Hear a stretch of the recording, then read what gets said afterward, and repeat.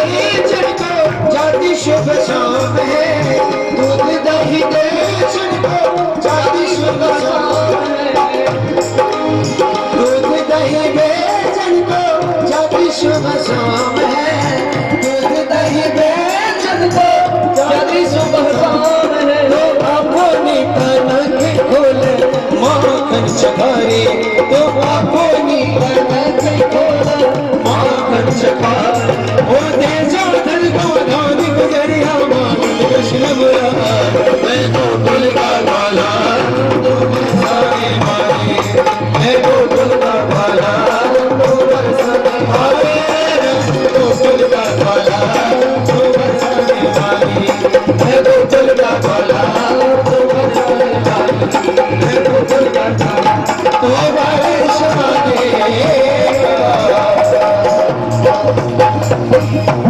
बोलिए नंद के लाला नंदन प्यारे की, देवकी नंदन की।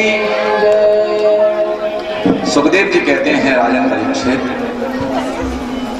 सुखदेव जी ने कहा राजन परीक्षित मैं आपके ताई क्या बताऊं।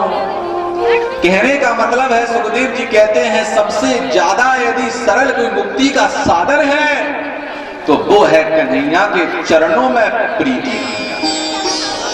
गोविंद के चरणों में जब तक प्रीति ना होवेगी तब तक मुक्ति नहीं हो सकती है।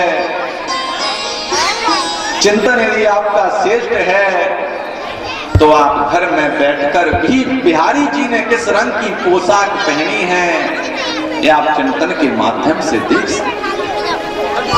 और चिंतन नहीं, भक्ति नहीं तो मंदिर में जाने के बाद भी फव्वारा दिखेगा, बिहारी जी नहीं। चिंतन श्रेष्ठ न।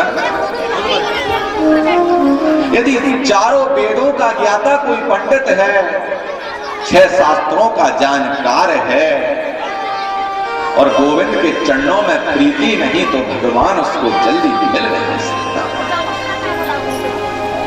और जो बेचारी माताएं बहनें हैं, सरल हृदय है उनका, मन में कपट नहीं है, उनको गोविंद जल्दी मिल जाता है।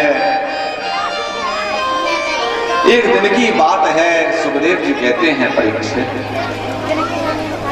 मेरे गोविंद आज गैया चराते चराते थोड़ी दूर चले गए।